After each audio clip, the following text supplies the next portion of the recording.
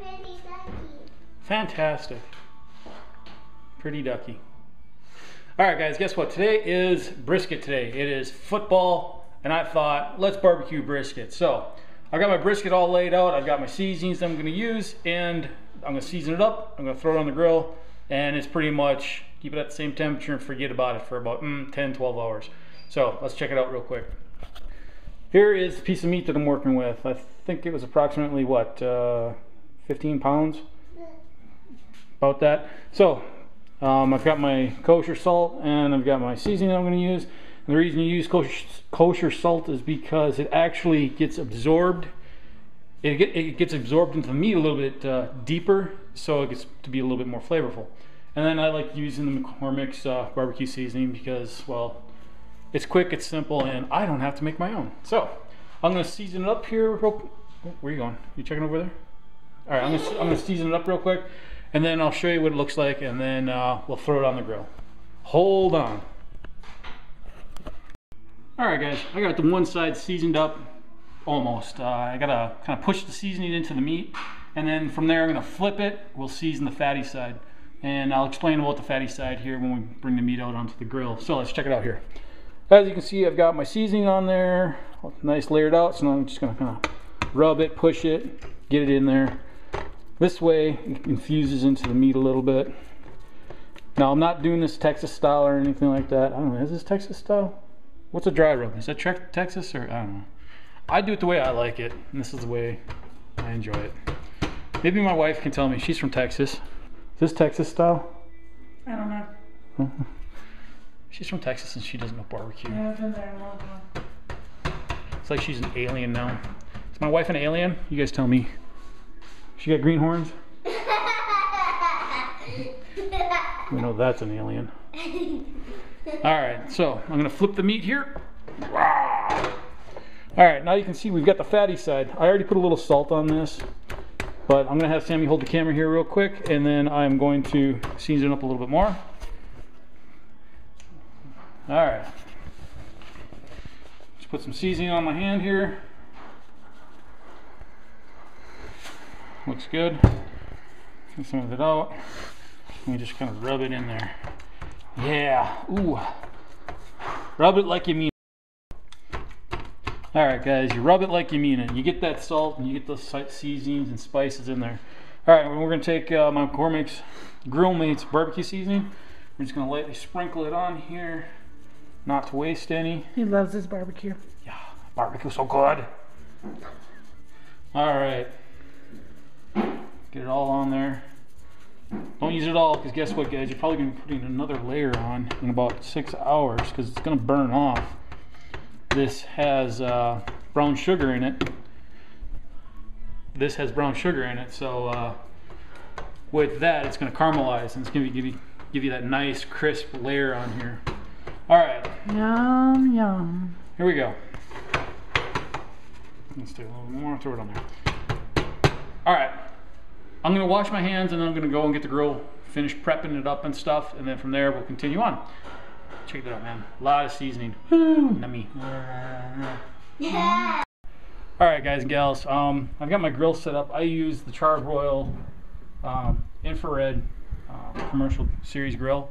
And with that, you're able to throw your briquettes and some wood on there, and to help give it that smoky flavor. And then throughout the cooking process, I'll take off the ashes and then put some fresh briquettes on there, probably after about 2 or 3 hours. That way we maintain the smokiness going on. So, like I said before, what we're going to do is we're going to take this brisket and we're going to throw it on this grill. The only burner that I have going on right now is the far left one. And the reason being is it's to keep the wood going, and I want to have this be a constant temperature of about 225 degrees.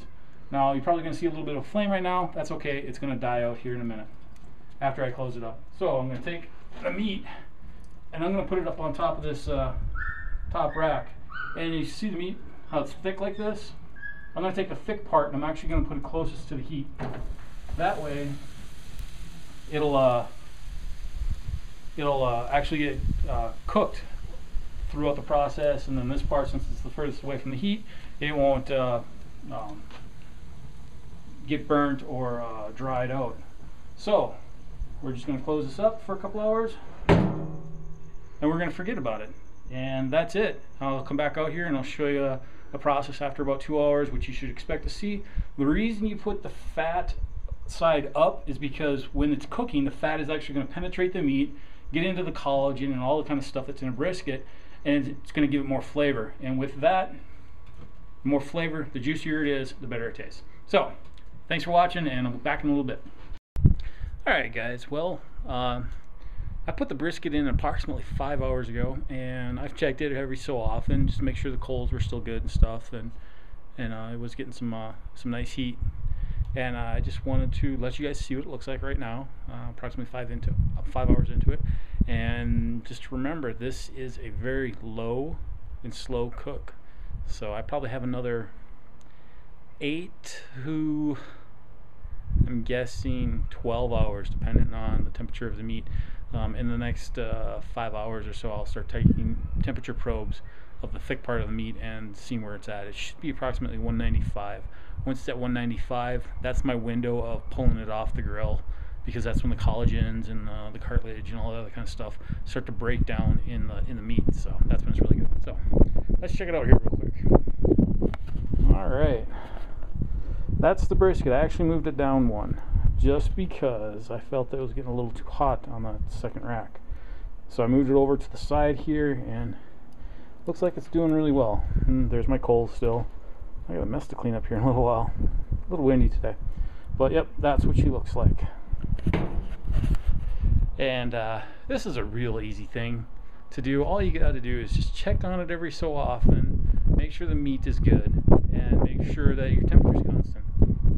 It's simple as that. Anything else, if somebody tries to say that it's hard, it's really not. So it just takes a little bit of practice. You know, there is a formula out there, you know, for however many pounds of brisket it is, it takes as many hours to theoretically get it to your desired cooking temperature and everything. And if you're really interested in it, just type in how to cook a brisket in Google, and it'll give you that information. So when this is all done, I'll slice it up for you guys, and you get to.